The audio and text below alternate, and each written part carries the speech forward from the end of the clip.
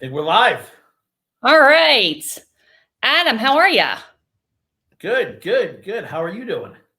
I'm good. It's been a minute. Back to school has been kind of a crazy couple weeks for us. Yep. We're both parents. We both have children in the Saratoga school district. And it's just, you're right, organizing the kids, getting back on a schedule with them, getting them to practices and play dates and school. It's been a little much, but we've been keeping one eye on politics for sure.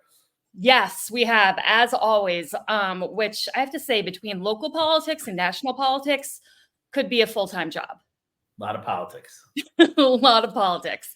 So let's talk about kind of the headliner at the last really 2 city council meetings.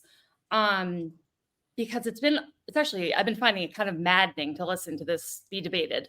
But basically, we are without a DPW commissioner because Commissioner Jason Golub resigned his position on August 16th to accept an appointment with New York State. He announced his resignation back in July.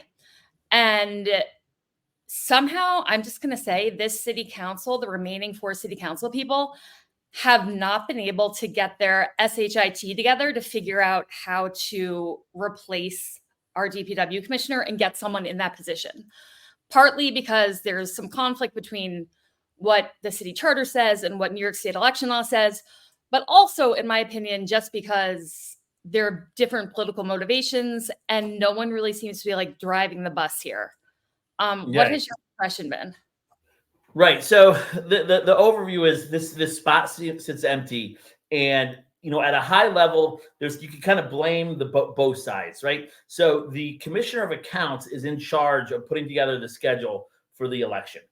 That's something that should come out of Commissioner Moran's office. The mayor, though, he's also, even though we're a weak mayor system, he's still the captain of the ship and has kind of let this stuff languish, and we're kind of going back and forth and not really decisive on what this procedure is going to be. So it kind of finds us in this purgatory of not having a commissioner of public works. And one thing that's interesting, real quick, and Robin, we'll dive into this more. I think if from what we're hearing, if you look at the motivations for the Democrats are really to have an election, because just by numbers alone, if you have an election, a Republican versus Democrat in this city, 9 out of 10 times the Democrat's going to win just on enrollment. Let's contextualize that. There's going to be an election no matter what at some point to fill the position. But that's right. Initially, Commissioner Moran and Commissioner Songby were pushing for the election to coincide with the national election date on November 5th. Right. And which our charter clearly says we cannot do, because there's not enough time, and we can get into more later, not enough time to get candidates on the ballot by that date. By the time Commissioner where Jason Golub resigned, it was past the date where the city could have gone through the process of getting candidates on the ballot. Yes. So let me back that up for just like a second to really clarify, because I think this is the main problem, and I think it's been getting kind of obscured in all the discussion at the city council table. If you want to be on the state ballot for any election, you have to have your name to New York State before August 6th. And if it's past August 6th, the state doesn't have enough time to prepare the ballot with your candidates or whatever the election is that you're having. So because Jason Golub did not resign his position until after that date, there was not enough time for New York State to have this on the ballot for November 5th. And I think, real quick, Ron, I think it goes deeper than that. For instance, there's not enough time to get aptitudes balance out if we have service members serving overseas. There's not enough time to maybe challenge there wouldn't be signatures, but there's not enough time for if there is a switching candidates. So it's not just a question of do they have time to print a name on a ballot. I think it is deeper than that of what the time. It's a lot deeper. You're right. There's like a million issues that come up. For instance, how do you get on the ballot? Do you have a petitioning period? Do you need a certain number of signatures to get on the ballot the way you would in a traditional election cycle? Is there a primary? What if more than one Democrat or more than one Republican wants to run for this position? Do they have time to primary each other? And then also in our city, an independent ballot line, specifically with the one Saratoga ballot line in the last election. That was a huge influencer in the outcome of our last election. And would there be enough time to petition to get that third party line in the event, we were having this election on November 5th? And basically the answer to all of those questions was no. There would not be time for a third party line. There would not be time for primaries. There was no one could really answer how you would get on the ballot, if there would be a petitioning period. But to me, like all of those little issues that are tied up in the time frame that we're talking about, if those can't happen, you're seriously limiting ballot access. And it's like pretty undemocratic, in my opinion. Right. And the Democrats are making the argument, and I see what they're saying. They're saying, hey, the most democratic thing you could do is have an election as opposed to an appointment. So let's just throw two names down there and have an election. And I don't fully agree with them, but I don't disagree with them in the sense of, all right, let's just get, each party puts a candidate up there. I think you're losing a lot, but you can make the argument, and that's the argument that they made, that this is the most democratic way to go. Is just vote as quickly as possible, and then what you're saying is no, and what the Republicans are saying is let's appoint somebody and then work all these issues out, so we make sure that this election is a fair election where it's done in the most democratic way possible. So it is. There's not a right or wrong here, I don't think. Well, it's really challenging for me because it's when you have politicians who are partisan politicians in charge of a special election, they're going to have, political motivations. And that's just like from the outset, it's going to be flawed. And so in this particular set of circumstances, I know the Democratic Committee back in like August solicited resumes from people who were interested in potentially running for this position. They selected a candidate, Sarah Berger, that they want to put on the ballot to run for DPW commissioner. Now, if they were able to push and get the council to adopt this November 5th national election date as the special city council date as well, there would only be time for a Republican line and a Democratic line on the ballot. There wouldn't be time for a third party line on there. Well, I think the way New York State works is there would be Republican, Democrat. This is something that New York State did, and they kicked out all these. So people who say, "Oh, I'm an independent, I'm a registered independent." No, you're not. There wasn't. Sorry, I have an interruption before. I'm sorry. Hold on. Go be a parent. I'll explain how New York State this works. So the way it works with the ballot lines is that Republicans and Democrats get a spot on the line. But then you have the two other lines are conservative and working families. There's no more independence line. If you want a line like a one Saratoga line, they have to go out and petition each election cycle. So right now theoretically there could be up to 4 candidates on 4 different lines. Correct. And I guess though, knowing Saratoga Springs city politics and the voter registration numbers and the outcomes of the last many elections, we can say with almost total certainty, there's such a significant Democratic enrollment advantage in the city of Saratoga Springs that when you're putting a Republican up against a Democrat, and it's just those two lines, one versus the other, the Democrat will always prevail, or at least will prevail in 2024. 9 out of 10 times. Yeah. So you can see why a Democrat would be motivated to have this happen on November 5th, because, it's almost like a guaranteed outcome to an extent. Right. Which is why I have such a problem with the argument of like, let's just have an election quick. That's the most democratic thing to do. To me, that's such a smokescreen. But the issue is that more democratic than appointing somebody? So, and that's what they're pushing for. The Republicans are pushing to appoint somebody till they can schedule this election. Well, the fact of the matter is our city charter says an appointment is supposed to be made until a special election can happen. So, for example, when Jason Golub was appointed to be the DPW commissioner, it was because Commissioner Saratoga had passed away. It was, I believe, April of, oh my God, I can't remember the year. Bad, Robin, but it was in April. So the city council appointed a committee to interview candidates. They made it public so the public could watch. Then that committee made a recommendation to the city council of Jason Golub to be appointed. He was appointed in April and began serving on the city council then. And then that fall, he ran for office and won his November election. But in that instance, there was enough time for him to be, for that information about the special election to be submitted to New York State and to get on the ballot. So there wasn't this time crunch, which is the problem we're having now. Right. So oftentimes, like Commissioner Moran will use Jason's experience of being appointed and then running for election as a comparison to what we should be doing right now, which just I find so frustrating because the whole like main problem here is the time frame.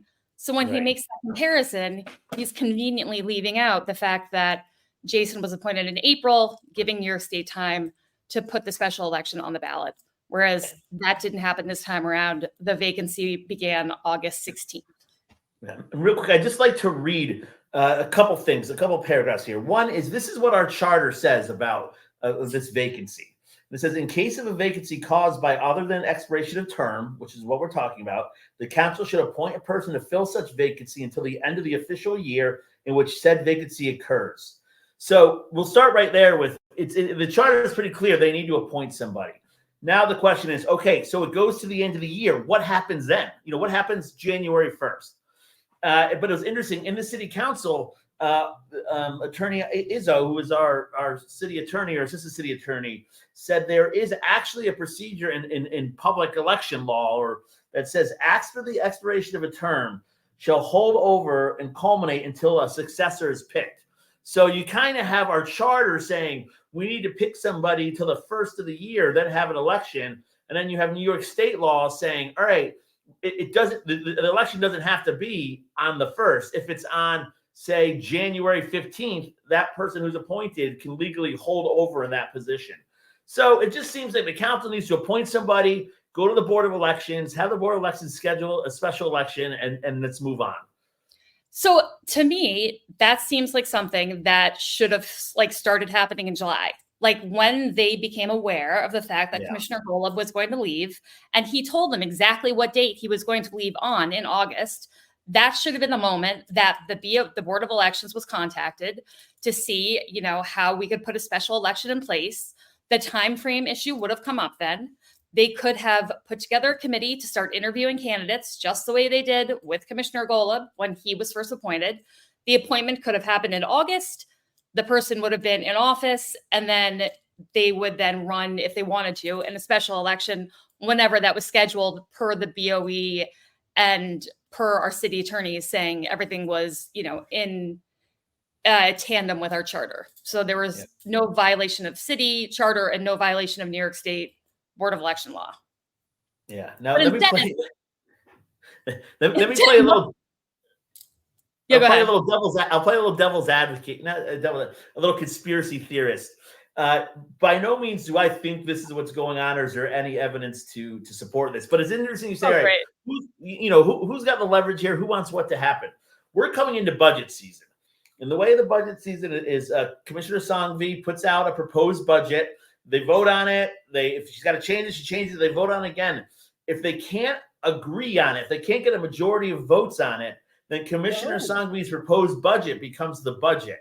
So here's something interesting that the Democrats and Commissioner Moran and Commissioner Songvi do hold an ace up their sleeve here, with essentially knowing going into budget season that they could just that they could essentially propose whatever budget they wanted, and if Commissioner Cole and Mayor Safford don't sign on, too bad for them, because that will become the budget. So just something to watch for. Again, there's no evidence to say that's what they're doing, but something to keep an eye on. That is very conspiratorial, but you do have a point in that right now, and these guys, everyone on the city council kind of predicted this upon Commissioner Golub's leaving, was that a lot of the votes that were contentious or controversial would be voted 2-2, and therefore no action would be taken, because Commissioner Cole and Mayor Safford have been somewhat like-minded since they've been on the council, and Commissioner Songvi and Commissioner Moran have also been very like-minded in how they vote, and they have not gotten along as a group. And we've seen a lot of that with this issue in particular that has been really depressing to witness. I mean, the last city council meeting, listening to this conversation and this discussion around this appointment happened between the four of them was a total shit show, in my opinion. I couldn't believe how rude Commissioner Moran was being to the mayor, how he spoke to him. I couldn't believe how little the mayor knew at this point in the game about what was going to happen. They called up the city attorney, Dave Harper, to talk about this issue. I was pretty stunned at how little information Dave Harper had to offer. It seemed like everyone has just been sitting around for the last 2 months, like bitching and whining, and no one's been communicating or trying to make anything progress. And I just think it's really disappointing. Yeah. In some ways, I think we saw this coming a little bit. I remember when we first talked about this.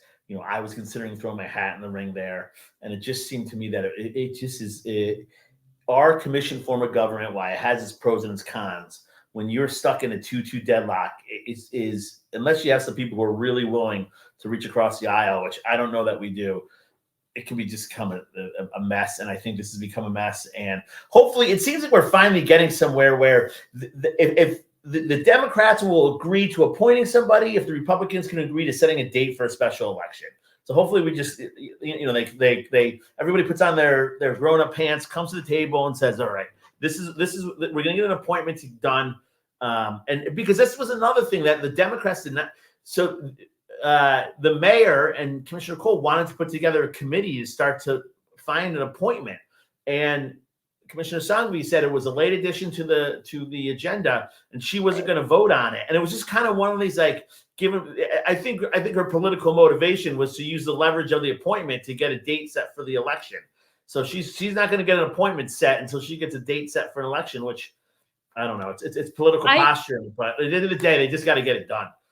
I will say it's like super frustrating when they use when something was put on the agenda as an excuse to vote for something or not to vote for something, because I think they've all across the board, except for maybe Commissioner Cole, have been guilty of uploading things to the agenda after the Friday deadline.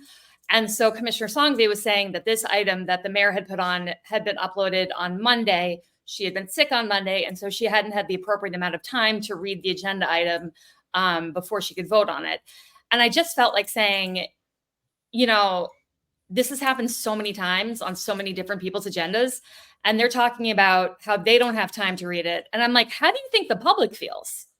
Like, you go to meetings sometimes and, something's been put on the agenda. Maybe those guys have had time to read it, but certainly the public doesn't, have the information, which is super frustrating. And so I wish they could just have a standard procedure and stop using timing as an excuse for not being ready at the Tuesday meeting.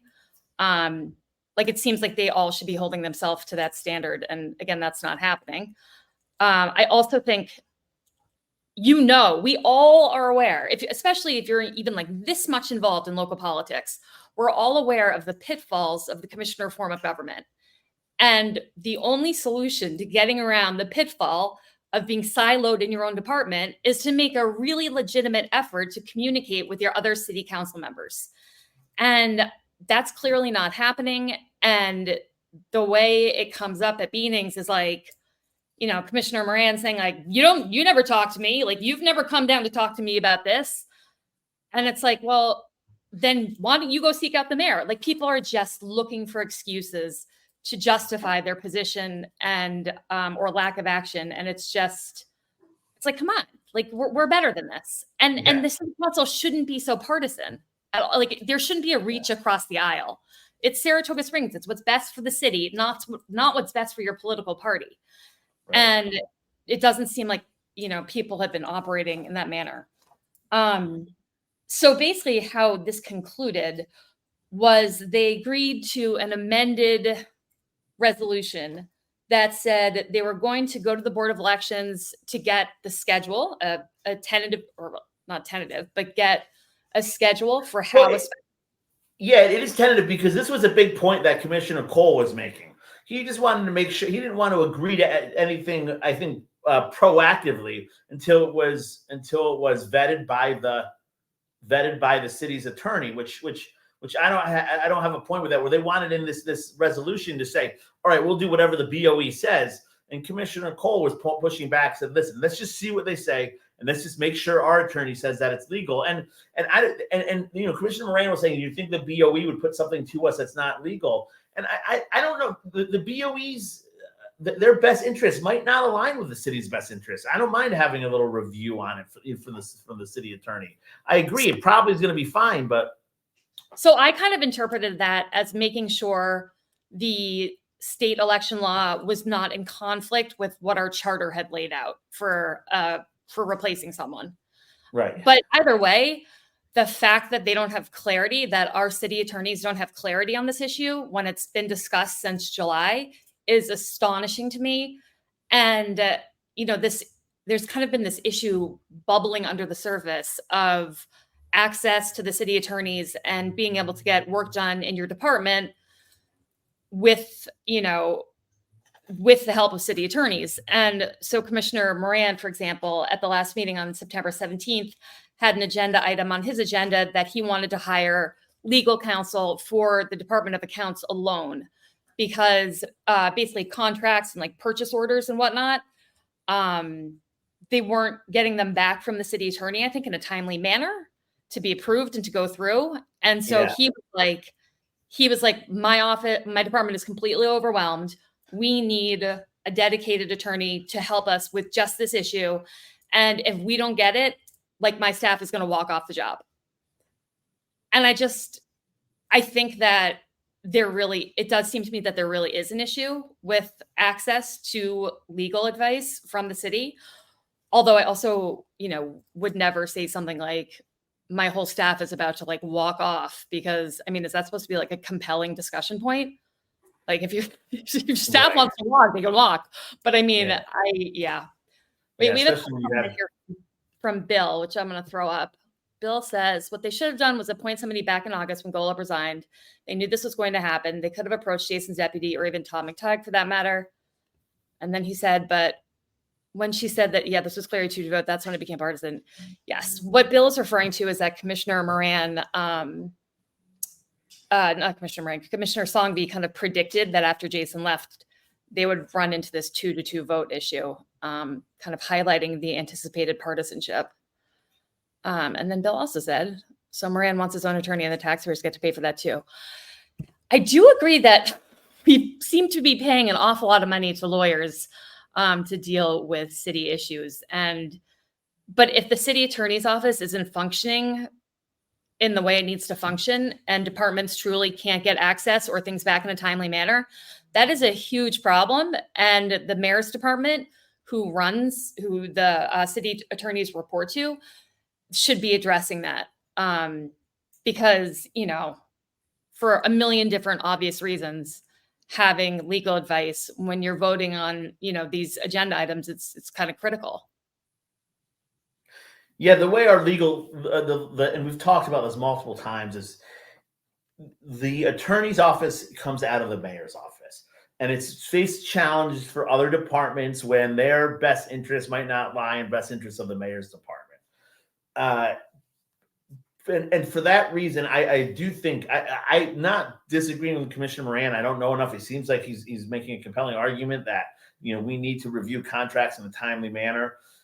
I would rather see that fall under the purview of so if we have to hire another part-time attorney for the city attorney, then let's do it that way. And that way we're kind of keeping the chain of the legal chain of command and this was brought up in the meeting, you can't have dueling advice from lawyers representing the city.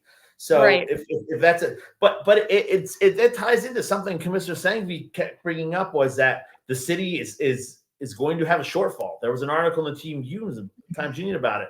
$4 to $5 million shortfall we're projecting. So the problem I have is this Democratic administration, going back to the last term too, has spent a lot of money on what I would think is frivolous things. And so now that we have something that seems like a legit need for it, we're at the point where she's up there saying there's no money to spend. We can't, we have to pick a priority, and at the same breath saying, listen, we need money for another attorney. Well, when she was redoing her office, where was that concern?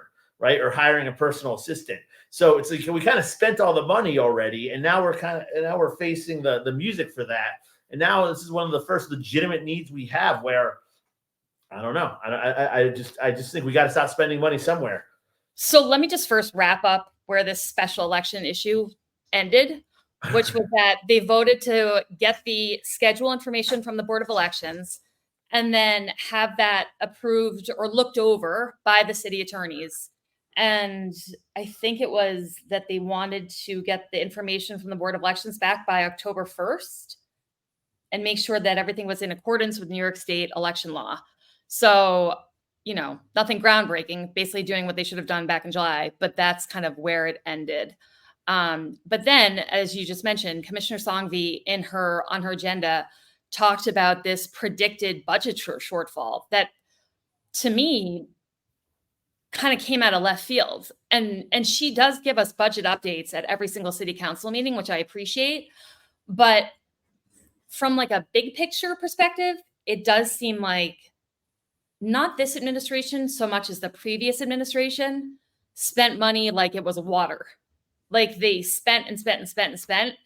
And I'm shocked that in 2020 and 2021, when we went through COVID and we used up all of our fund balance and we experienced the largest drop in sales tax of any municipality in New York State, we were able to take that economic picture and still get through it without layoffs and without, any dramatic budget cuts happening. And that was just because, the city council and the commissioner of finance just strategically worked with banks and took out loans and worked with the timing and worked it out. But to me, that was like the most extreme economic circumstance the city could have been facing. And so to now in 2024 hear that we're going to face a multi-million-dollar budget shortfall, I'm just like I'm flabbergasted. It makes no sense to me. Yeah, from the 30,000 feet above. How? Why? Right? Yeah. What's everything seems to be going great. How are we short money? Yeah. And we're doing this participatory budgeting program, where $100,000 is earmarked for kind of like special projects that are suggested by the public, which is a very cool program, but it does things like build bocce courts, a new water system for the dog park, like things that are not, oh, I'm sorry. Is that me digging? Things that are not necessarily like financial priorities for the city. So again, yeah, there's a lot of it's interesting because a lot of conservatives, and I tend by the conservative side of the aisle would give Commissioner Songvi would ding her for that. I'll give her credit for that. I am a fan of participatory budgeting, but it does draw to the bigger point of, all right, we could come up with a list of things that money was spent on frivolously, and now here we are with a budget shortfall when there shouldn't be one. And can you imagine if there's an economic downturn, right? Because if there's economic downturn, mortgage taxes, that income will drop dramatically. Sales tax from petroleum sales and other sales will drop dramatically. So we're having a budget shortfall in the good times. Boy, what happens if there's a bad time? Now, she did give some explanation as to some of the increased costs the city's facing. It got a little bit technical. I'm not sure if you can recall some of them, but it was, I know like the insurance premium that we have to pay for went up significantly. And of course, we can attribute that to the mismanagement of the risk and safety program by American. Yeah.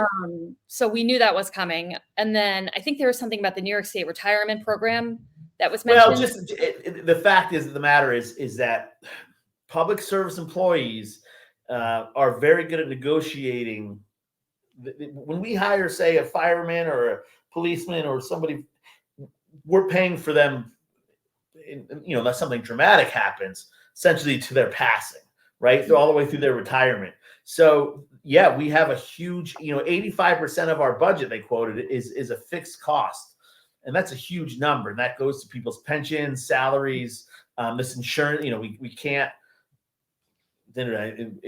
be self-insured. We got to pay this insurance premium. That again, the insurance premium goes up. All right, why is insurance premium going up?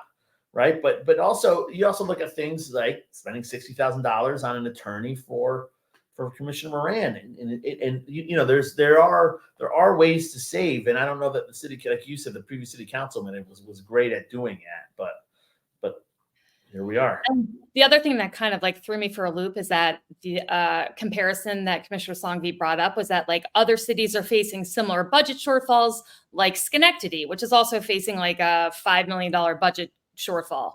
And I'm thinking to myself, when have we ever used Schenectady as a comparable to Saratoga Springs? We couldn't have two more different economies. And so I was kind of like, you know, let's not just like arbitrarily pull another city into this to kind of justify our budget shortfall. I think that's a bad move. But it will be interesting at the next meeting to see what the proposed budget is going to be, because that is when Commissioner Songvi is going to let the city know what her proposed budget is going to be based on the budget requests that all the different departments have put in. So it will be challenging. Bill is on fire today with comments, and he asks, do all the lawsuits have anything to do with the shortfall? BLM sued the city several times, pending lawsuits with them and a couple employees. Yeah, I think that's absolutely part of it, but not the bulk of it. Well, I think that leads to our, you know, we talked about our insurance premium going up for $1 million. I think that certainly plays into it.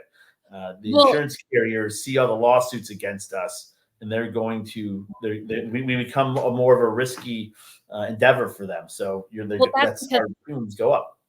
Yes, totally. But that was also largely because we were dropped by our insurer and then had to find a new one under Mayor Kim in probably the worst possible moment.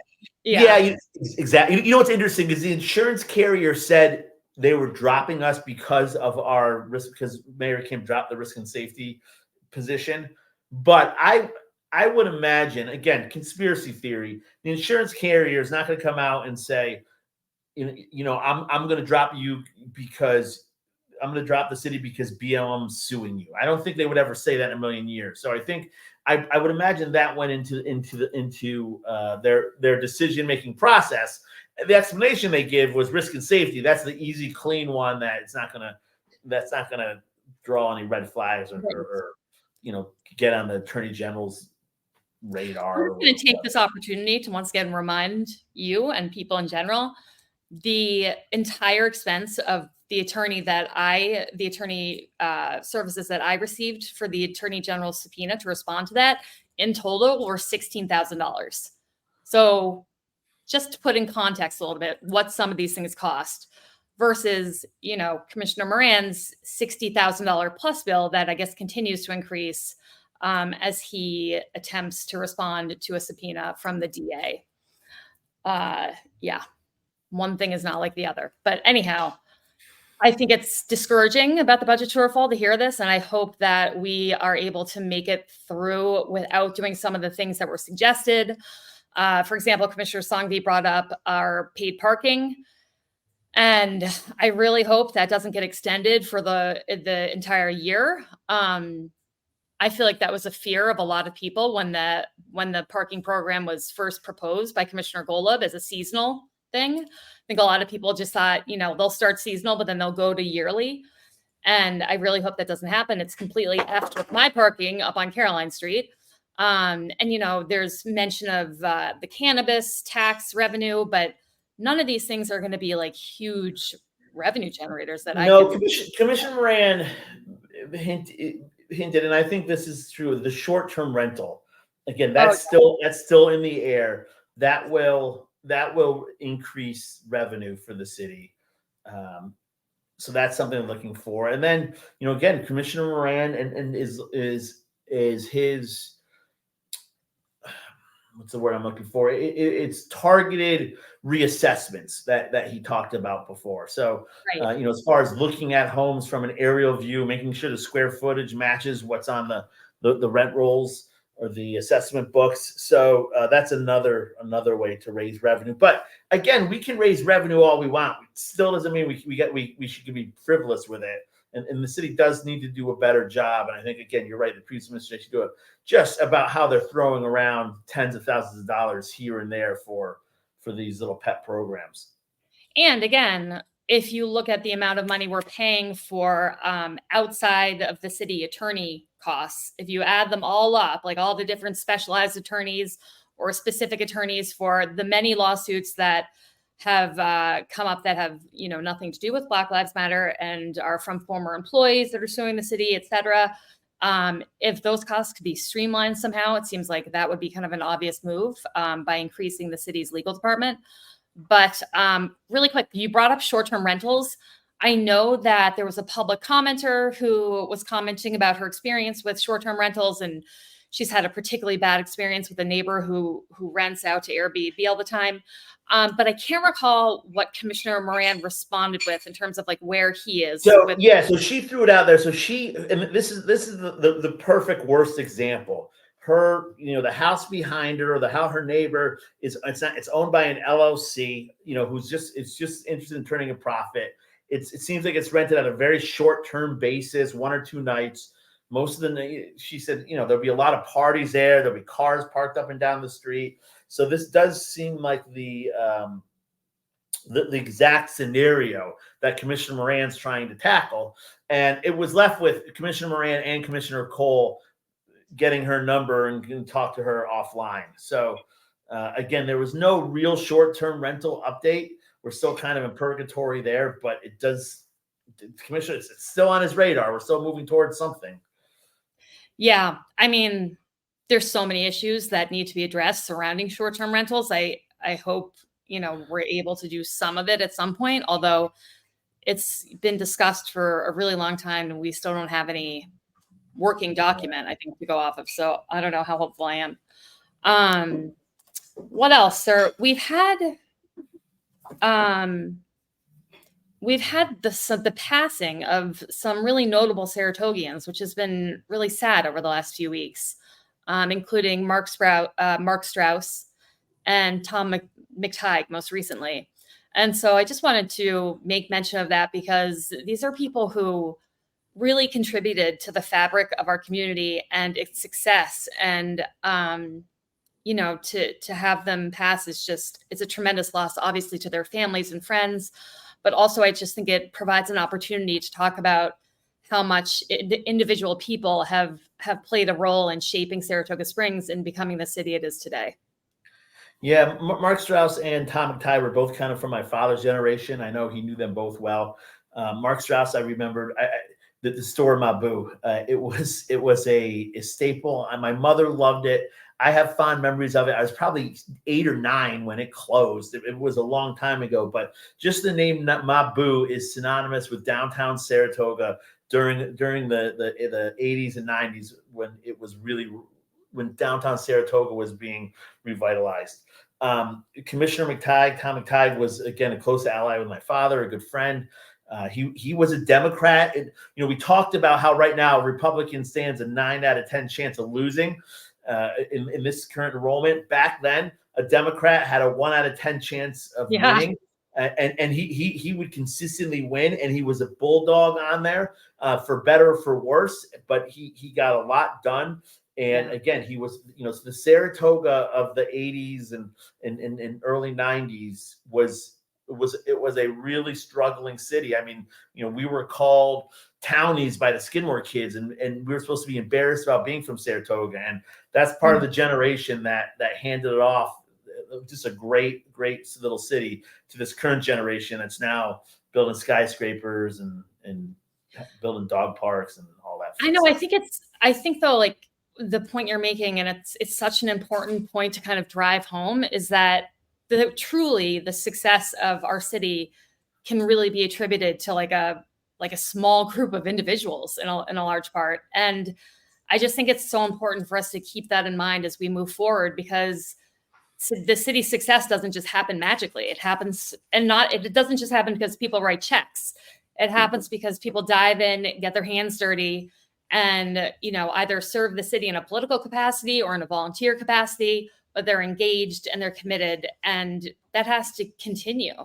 Yeah, and one interesting thing is Mark Strauss was, and I forgot this, Commissioner Moran pointed out, was one of the founding members of the Preservation Foundation. So that just goes to show that the volunteering, the work that they put in not for personal gain, although as the city grew, their boat certainly rose, but just for the love of this, the love and the vision that these guys had for this city. So exactly.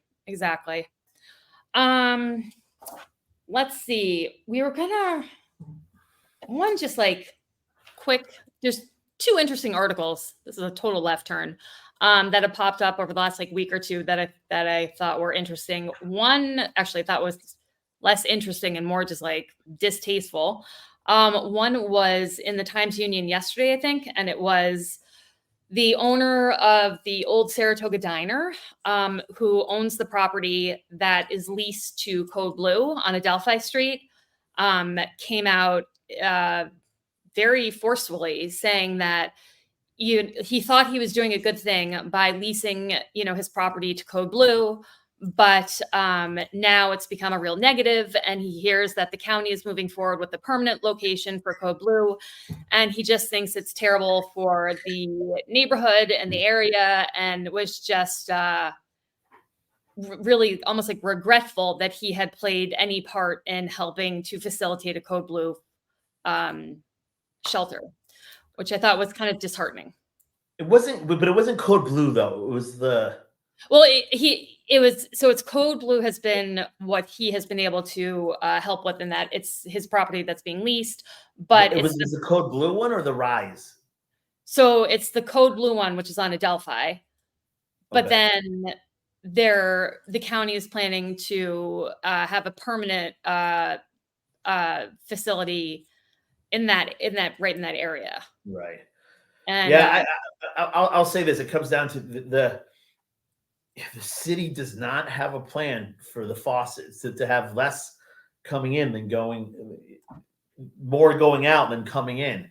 And we can keep building these facilities and they'll keep filling up and they'll keep growing unless we come up with a plan. And unfortunately, that takes some hard decisions that I think a kind of liberal leaning city is not ready to make. So I see where he's coming from a little bit, where just we are concentrating a certain population in an area that was just going to drive down the attractiveness, the beauty, the value of this area of our city, and we're doing it in a way while it makes us feel good. It doesn't produce any results that are long term and sustainable.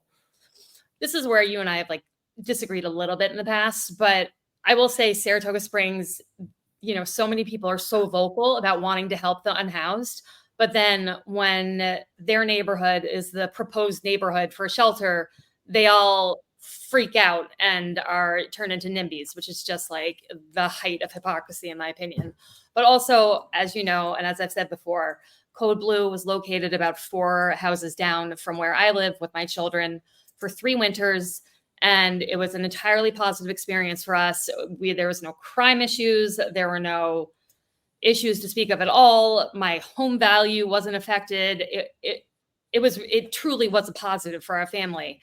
In terms of my understanding of homelessness, how I was able to teach my children about, people who are unhoused and what they face in a way that was compassionate and relatable. And so I just, when people come out with these entirely negative opinions on a permanent shelter location without offering any kind of productive solution, I just find it to be frustrating, I mean, the frustrating part I had with this article is that this gentleman was getting paid to do this.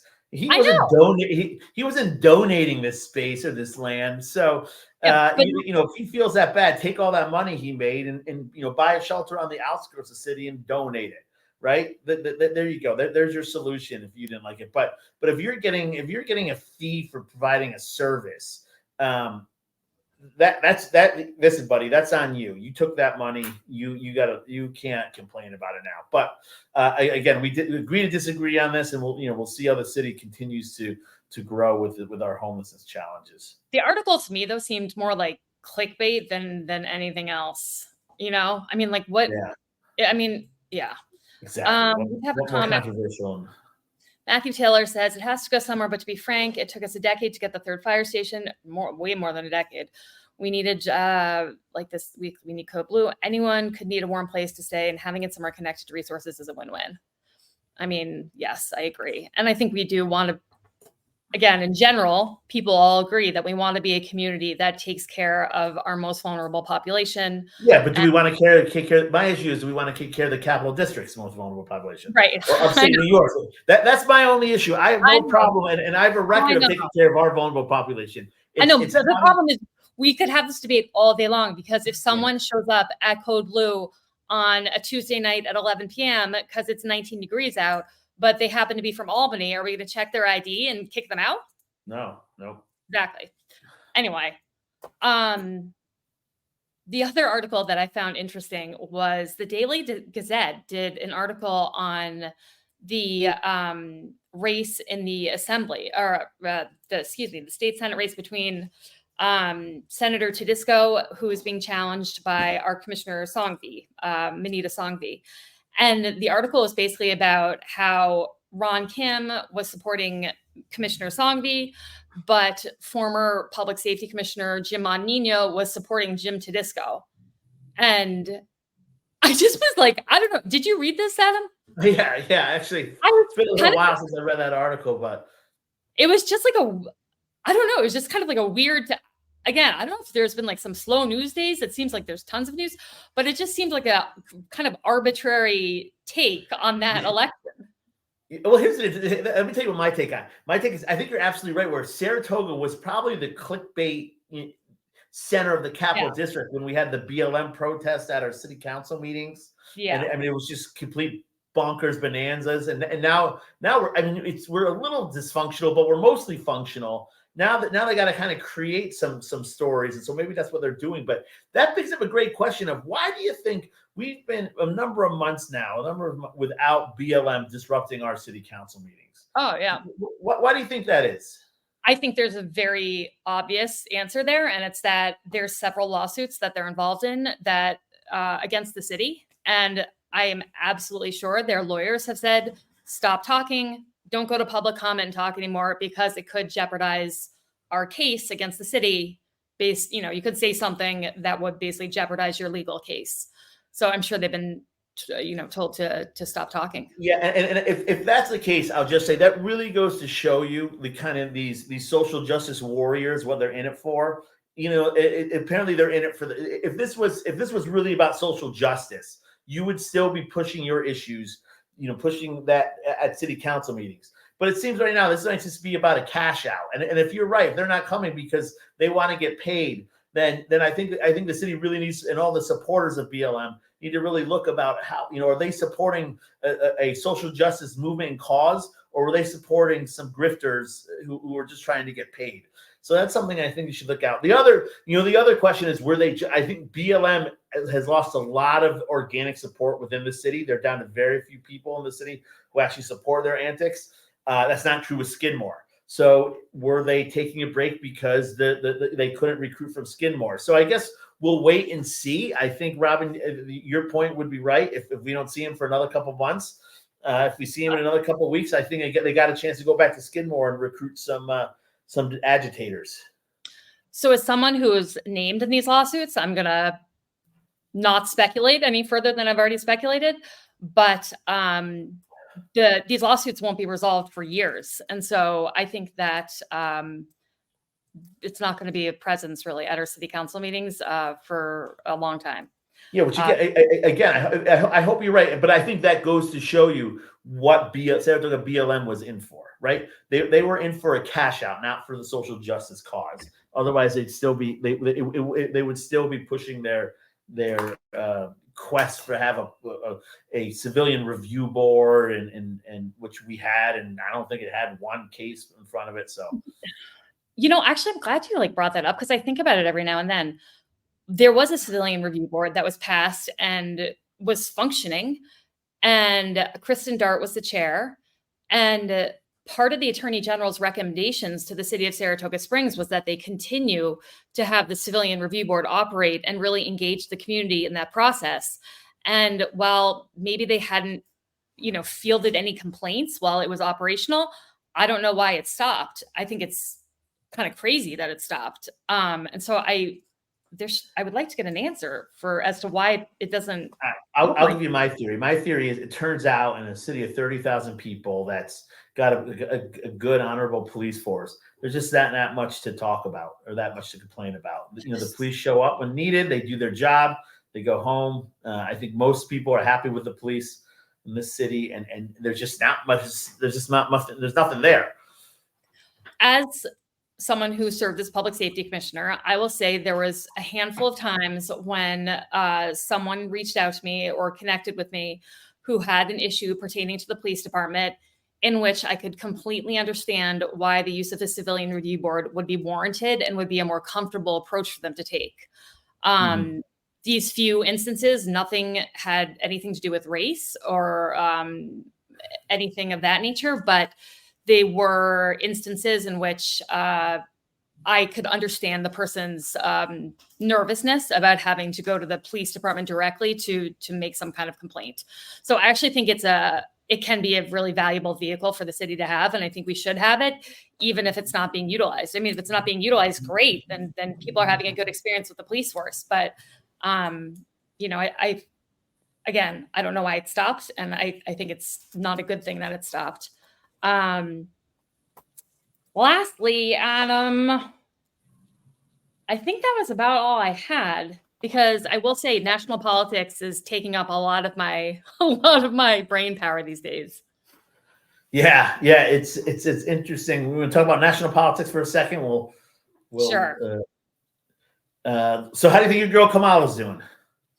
I think she's doing fantastic. Sorry, I'm just looking at comments. Sorry, comments. I think she's doing fantastic. I think her campaign is policy driven, exciting, uplifting, offers vision for our country that you can really get behind, from supporting our kind of bedrock democratic principles and making sure those are protected, to making sure people's bodies and reproductive rights are protected. I think she's been doing a fantastic job. I think if I have to hear Donald Trump bitch and whine about his own personal grievances, or talk about crowd size, or talk about fucking Ohio and this bullshit about Haitian immigrants eating pets, I'm going to shoot myself, because I feel like I get dumber every second I hear his voice. And I just, So I didn't really mince words there, but I'm hoping that I have a positive feeling about November, and I'm hoping that the country makes a decision that will keep our country intact, because I think this great American experiment is something that needs to be protected and continue. Did you hear the remix, the song remix about eating the dogs, eating the cats? I don't think I heard a remix, but I saw so much social content around it that was they made a reggae song about it, and it's pretty regardless. it's kind of taking all politics. It's just making a joke of the whole thing.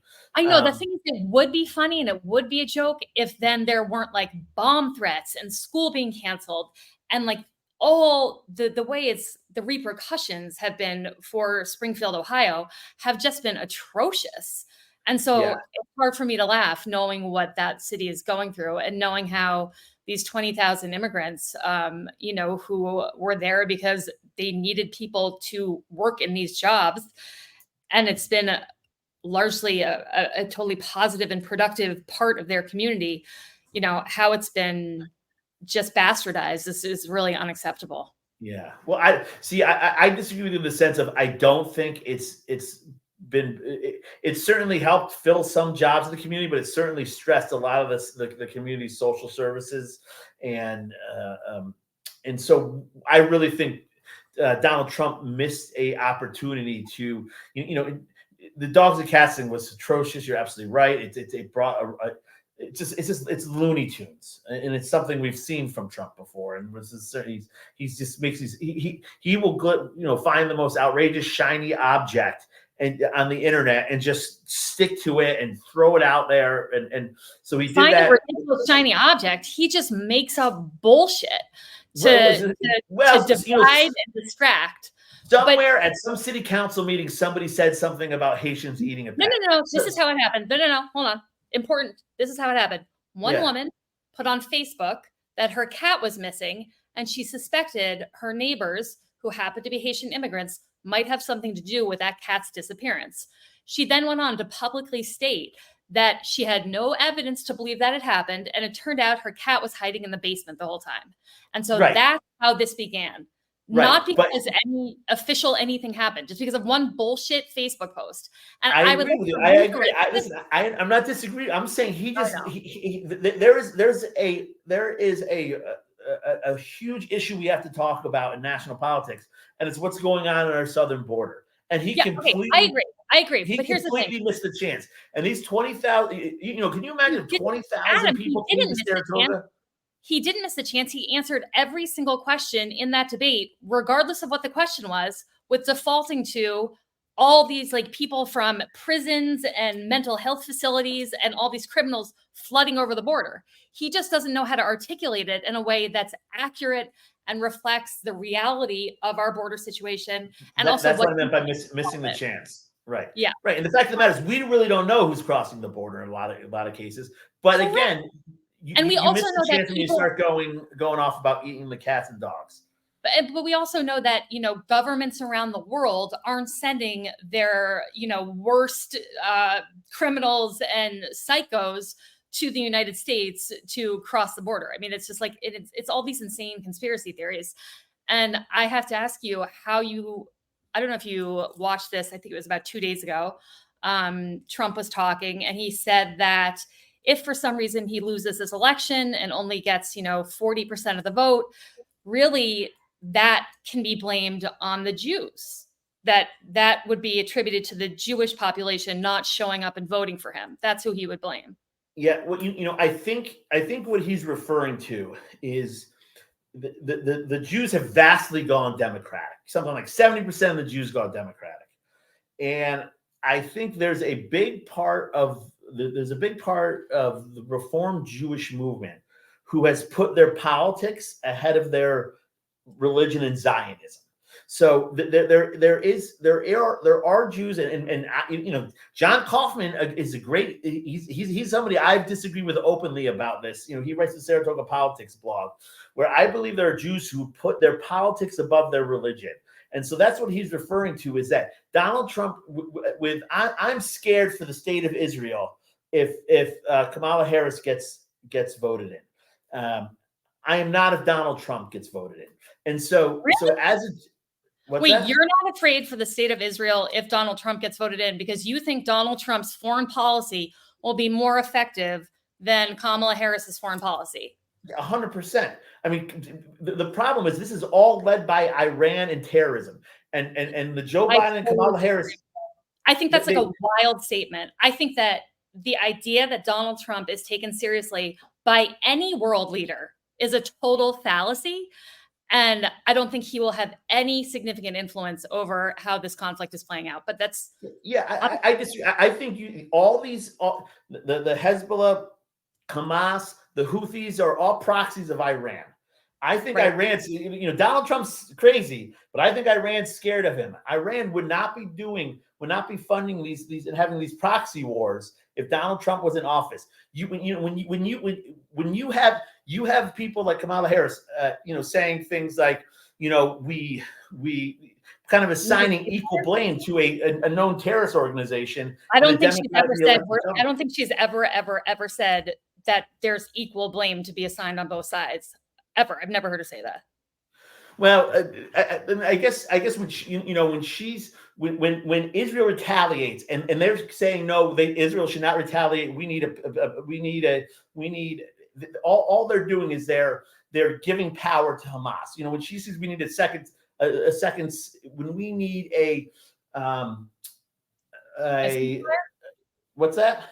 A ceasefire. Yeah, exactly. When we need a ceasefire, what they should be just saying to Israel is, Israel, go in there, get your people, end this. Take out Hamas, Hezbollah. These are not states. These are international terrorist organizations. But I'm like respectfully going to say, I think the problem with that approach is that we've seen over the last year, as we come up on the anniversary of this atrocity that was committed by Hezbollah, the problem with that approach has been the civilian casualties that have